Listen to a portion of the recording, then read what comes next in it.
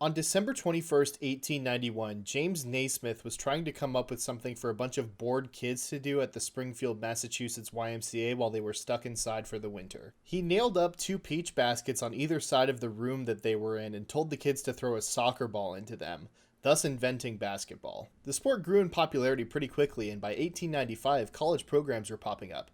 James actually started the program at Kansas University, where he was the team's first head coach until 1907. Fun fact, he's also the only coach with a losing record in Kansas University history. And maybe that's because he just kind of wanted to stay out of the way of basketball.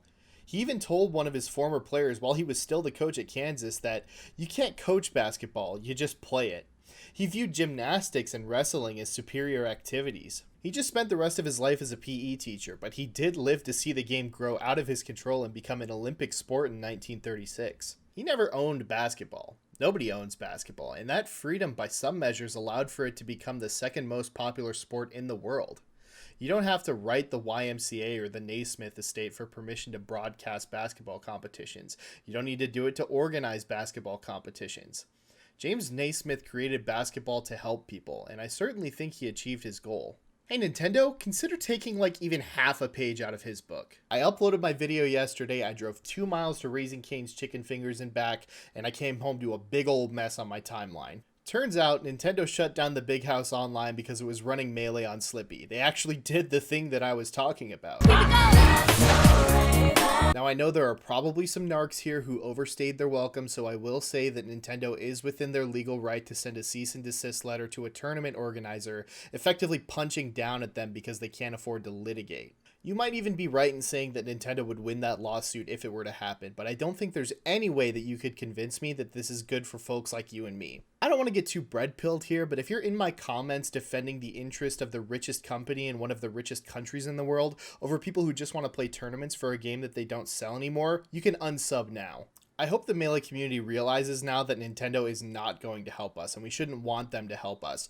Our best bet to survive is for them to leave us alone. They've been showing us the carrot and thwacking us with the stick for too long now, and the responses have been pretty vitriolic, to be honest. I think that's kind of a good thing. We're making noise. People are noticing. We got into the Kotaku Polygon news cycle for a day, and I didn't grab the screenshot, but I think there were over 100,000 tweets using the hashtag FreeMelee yesterday. When Nintendo poked the bear 7 years ago, I think that was a good thing for us ultimately, and this might also end up being good. We did get another LACS out of it. The thing I dare not speak of is the possibility that Slippy goes away forever. Now, the thing to know about Slippy is that it's actually not a modded version of Melee itself. All of the changes are contained within the emulator, and emulators are legal. I don't know that I can speak to the legality of this particular case, but my hope is that nothing can be done unless people bust into the server room and destroy them. So hopefully, nobody can touch my sweet, sweet unranked. What Nintendo did is symptomatic of a pretty huge problem, though. I think a lot of venture capital folks got sold on the idea that esports is going to be as big or bigger than traditional sports one day. And don't get me wrong, I think that esports is going to grow in the future, but I don't think it's necessarily a good thing that most of the big money is coming in the form of, paying $10 million to get an LCS spot, or huge sponsorship deals for high-level tournaments. If a developer views their esports presence as a marketing initiative, which I think most of them do, then they're probably not too concerned with anything but the highest level of competition.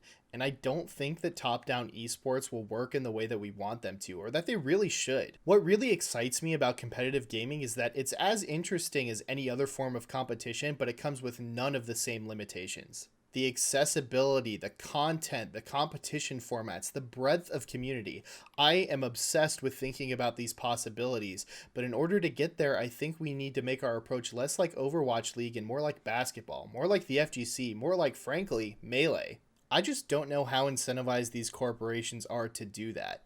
And I hope they prove me wrong, but what I'm afraid of is that we're going to be grappling this for as long as video games are the intellectual property of their developers. There's always going to be the threat of your Twitch channel being deleted because you played the music that was included on your $60 disc that you bought legally. There's always the threat that Nintendo shuts down your tournament because they don't like the cut of your jib. Shit, your favorite game is probably owned at least partially by a company that is uncomfortably buddy-buddy with a government that holds ethnic minorities in concentration camps. The Melee community is an experiment in what happens when a community does what it wants free from that bullshit, and I'd like to keep experimenting. I'll let Doc Rivers sum it up. We're not some roaches. Get the hotel room ready. You can't kill us. You can't kill us. Keep up the good work, comrades.